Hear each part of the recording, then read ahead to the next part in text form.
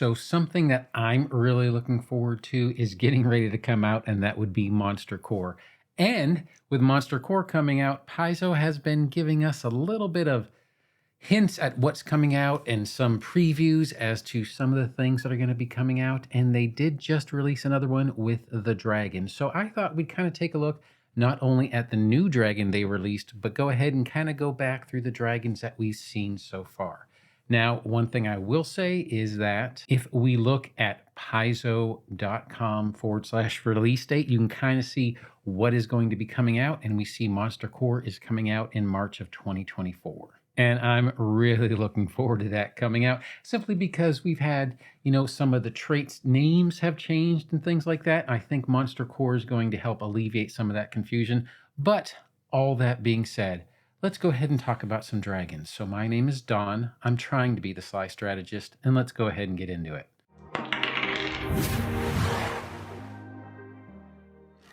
Now, I thought we'd go ahead and go from the newest dragon that they've kind of previewed to the oldest dragon. So let's go ahead and go through the dragons. So every dragon is going to be arcane, divine, occult, or primal in nature, and they are going to have kind of what they can do and their stories and their backgrounds and what their abilities are going to be connected very closely to the respective tradition that they come from. So we're going to go ahead and start with the Fortune Dragon. So the Fortune Dragon is an arcane dragon, and it's like the previous released Mirage Dragon, and the Fortune Dragon is going to embody a direct control over magic. They are going to be a bulkier dragon than some of the other pure magic dragons, as opposed to like the Adamantine Dragon that they had already released, which is also bulky. But this one is going to be a bulkier dragon, and there's kind of a reason why. Unlike its cousin, it is less about a specific type of magic that they use and more about raw magical power. And there are a few things that they have that will kind of feed into this and make it a little bit more to theme of that. So a Fortune Dragon is going to constantly draw in magical energy from their surroundings, and they use these energies that they draw in, and that is what actually powers or fuels their magical abilities, or even heal their wounds. It'll be interesting to see if it's an automatic healing or if they have to take actions in order to do it. I'm kind of interested in that. And then one of the big features are going to be their treasure. Now, the constant drawing of magical energy, it creates, and they're saying it, a strange sort of magnetism. And what it's going to do is it's going to cause coins, and not only metals, but gems and magical items are going to basically adhere and cling to the Fortune Dragon's body, and it flows through the items themselves, kind of creating like these, I don't know if they're going to actually have glowing patches of melted metal on them or melted gems on them, but they will heat up and melt in the process, kind of maybe creating like an armor for them. It's going to be interesting, and I'm really super curious as to how that's going to come out. But they do use spontaneous magic, and a Fortune Dragon can recharge their magic by feeding upon other spells that affect them. So if you cast a spell on a Fortune Dragon, they might be able to take that magic and fuel their own spells. More powerful Fortune Dragons even have a magical disruption aura, which will basically automate that process of consuming spells so they don't have to perform actions in order to do it. And they can also use, as opposed to, once again, they mentioned at the beginning, a specific type of magic, they can use blasts of pure magic as force magic. They do have, once again, and they mentioned kind of in the description that they have this big hoard of treasure, but because they draw in magic, what is going to happen is that a lot of their hoard is going to be kind of drained of its magical properties and just worth what the base metals are worth. Now, another dragon that they had previous released is going to be the Conspirator Dragon. And this was released on February 2nd. So the Conspirator Dragon, it is one of the new occult dragons. And most occult dragons are going to have slenderer bodies than the Adamantine Dragon or the Fortune Dragon that we just covered. They tend to use their wings as supplementary appendages, somewhat like front legs, to keep their regular, normal forward limbs for grasping and other uses, but allow them to use those forward claws on their wings in order to kind of keep them upright.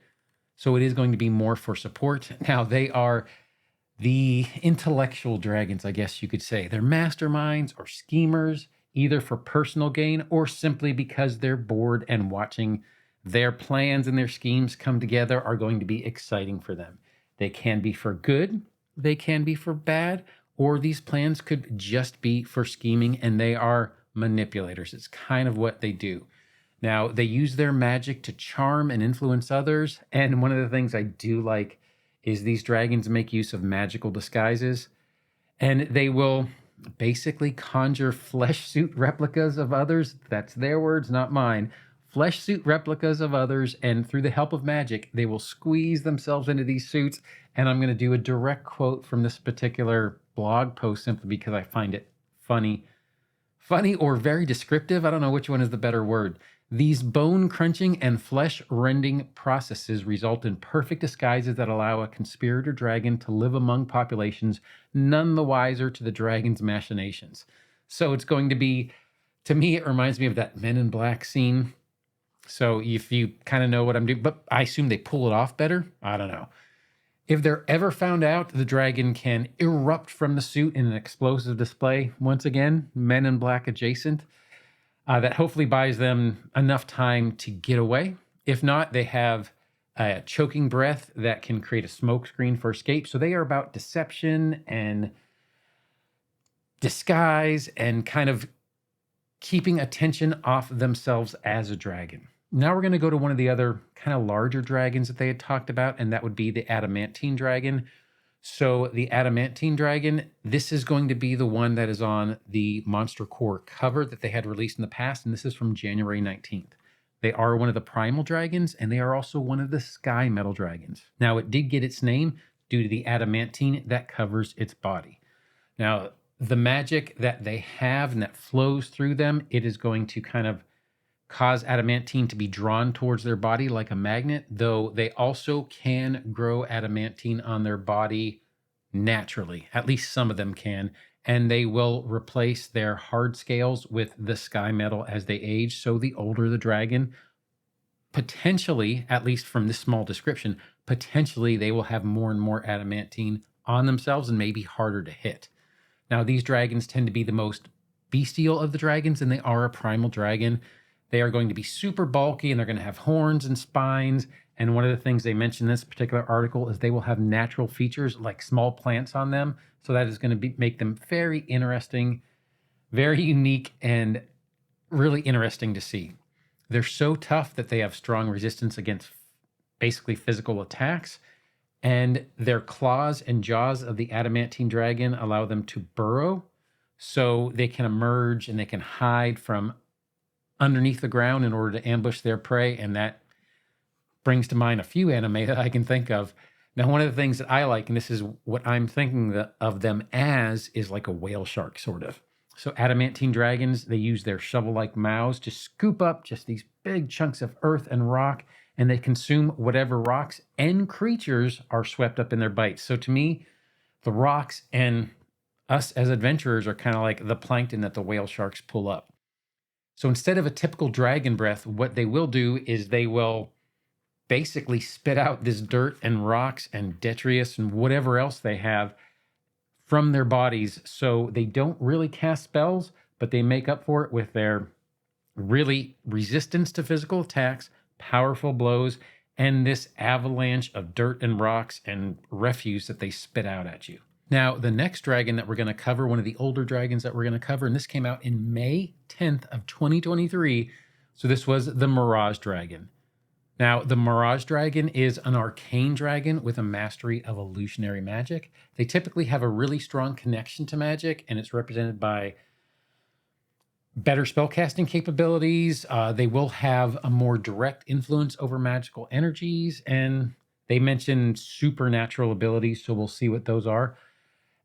Kind of on theme with what they've done so far is the more magical dragons generally are smaller framed. And once again, this is an illusionary dragon, so its scales are iridescent and capable of changing color for better camouflage. So they are going to be really hard to see, once again, with their illusionary magic, these scales, and they're going to be very stealthy. Now, the other cool thing they do, and I really kind of like this, is the fins on the dragon's head open up into a radiant display that can basically captivate foes. Now, whether that relates to dazzling or something along those lines, or maybe creating a distraction, but it gives them plenty of time to close in on their prey. And a Mirage Dragon also has a hallucinatory breath that can basically overwhelm multiple enemies at once. So it's kind of like their AoE. So it's going to be a really hard dragon to try to fight and pin down in a battle. It's going to be really interesting. As well as with all these illusions, it's going to be a very, very difficult fight whenever you get into it with one. Now, one thing I will say is that they're kind of like the narcissists of the dragon realm, and they love to gaze upon their own reflections, and they hoard gold pieces polished to a mirror shine so that they can see them. They just love reflective metals, large mirrors, and these type of shiny things so they can see themselves in their lairs. Now, the last one that I saw was the Diabolic Dragon, which was the first one that they released. So a Diabolic Dragon is a divine dragon with ties to hell. So this is going to be one of the divine dragons. They draw their power from various planes and sometimes even directly from a deity. It just depends on which one they are. Diabolic Dragon is from hell. Diabolic dragons are bound to the will of hell, and they generally serve as guardians and maybe leaders of hell's armies. And they can also report directly to the high devils or the archdevils. Now, a diabolic dragon to me seems more like the dragons that you see in media and things like that, and that they unleash the fires of hell itself, and no one is safe from the hellfire. And this infernal and unholy fire, and that's a key thing for me with the remaster, saying it's an unholy fire. It's even capable of burning creatures made of flame, such as fire elemental. So just because you have some type of fire resistance might not be enough against these particular dragons themselves. And should you get lucky enough to triumph over a diabolic dragon, their lairs are going to be covered with piles of gems filled with trapped souls, as well as contracts that damn unfortunate mortals to afterlife and hell. So these contracts are really interesting to me because it might be a way to, at least plot-wise, to kind of save people, or if you're a good person, or maybe enslave people if you're a bad person. And I'm also wondering if, since it's contract-based, if it's going to somehow feed into, you know, how you have devils and demons in the contracts that they do, if it'll feed into that at all.